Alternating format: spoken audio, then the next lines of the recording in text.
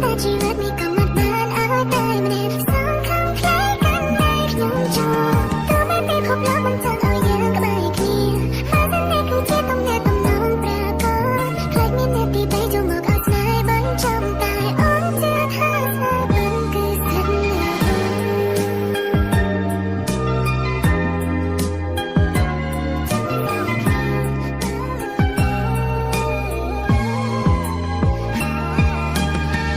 ពិភពលោកមិនចង់